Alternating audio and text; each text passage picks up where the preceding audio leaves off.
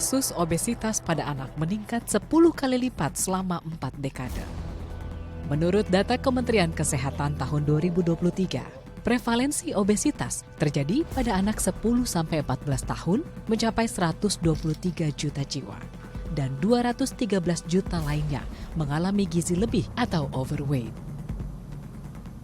Naiknya jumlah prevalensi obesitas pada anak disebabkan gaya hidup tidak sehat, seperti kurangnya aktivitas fisik, mengonsumsi makanan yang mengandung gula garam dan lemak yang berlebih, hingga kurangnya asupan makanan bergizi seimbang. Iya, kadang-kadang ada sayurnya. Nggak suka sayur, suka beli cilor dengan martabak mini. Dia lebih suka jajan makanan cilor, martabak daripada bawa bekal. Karena ribet aja gitu. Sayangnya, pandangan anak gemuk adalah anak sehat dan lucu masih menjadi pandangan umum di tengah masyarakat. Terutama bila kasus obesitas ditemui pada anak berusia balita. Baik ibu maupun lingkungan sekitar tidak terlalu menganggap kelebihan berat badan pada anak merupakan potensi masalah serius. Padahal, pada jangka pendek kelebihan berat badan akan mengganggu aktivitas anak. Tak jarang anak mengalami sesak nafas, cengeng, dan sulit tidur. Sementara pada kasus lainnya, tumpukan lemak yang berlangsung dalam kurun waktu lama akan berisiko terkena stroke, serangan jantung, dan diabetes. Iya, suka nangis, suka agak nyesek gitu ambekannya, gitu susah. Berbalik juga ya susah. Ya tapi ngangkat kepala mah bisa, tapi berbalik tuh susah. Apalagi tengkurap.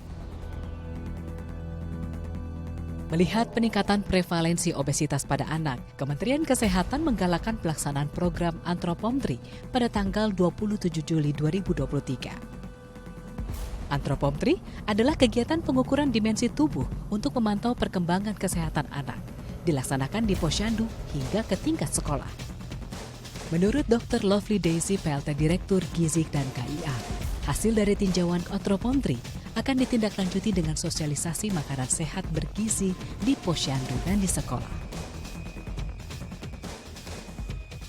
Kita melakukan pemeriksaan rutin kepada anak-anak sekolah setahun sekali, termasuk di situ mengukur status gizinya, tinggi badan dan berat badannya. Namun di tengah penanganan dan pencegahan kasus obesitas anak, orang tua juga perlu memahami tentang pemicu obesitas. Menurut Dr. Siti Nadia Tarmizi, Kepala Biro Komunikasi dan Pelayanan Publik Kementerian Kesehatan, saat ini kasus obesitas pada anak disebabkan oleh genetik dan non-genetik. Kasus obesitas yang dipengaruhi genetik bisa diwarisi dari anggota keluarga. Sementara itu, obesitas non-genetik bisa dipengaruhi oleh lingkungan dan faktor pola asuh terhadap anak. Bila kedua faktor ini diketahui sejak dini, maka orang tua bisa melakukan penerapan pola asuh sehat yang sesuai dengan kebutuhan anak. Juga penting nih kita berikan edukasi kepada orang tua ya, bahwa anak yang gemuk itu atau lebih berat badan itu seringkali dikatakan lucu gitu ya, dan dianggap baik gizinya. Padahal sesuatu yang berlebihan atau yang kurang itu tentunya akan menimbulkan banyak penyakit, apalagi obesitas. Karena obesitas kita tahu adalah faktor resiko untuk munculnya penyakit-penyakit lain. Mulai dari misalnya nanti jantung, kemudian diabetes, bahkan penyakit kardiovaskuler lainnya. Nah, apa yang kita lakukan? Pertama, edukasi kepada orang tua. Kedua adalah kita pastikan bahwa pola asuh, artinya bagaimana pemberian makanan kepada anak itu menjadi kunci. Awalnya mungkin tidak ada faktor penyakit atau penyakit genetik ya, tapi karena dipicu oleh pola makan yang gizinya berlebih atau tidak sesuai dengan kebutuhan zat gizinya, itu bisa menimbulkan atau menjadi predisposisi munculnya penyakit-penyakit genetik yang terjadi pada anak-anak.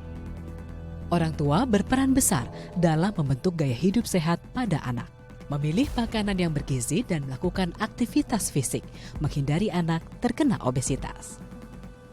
Tim Liputan, DAI TV.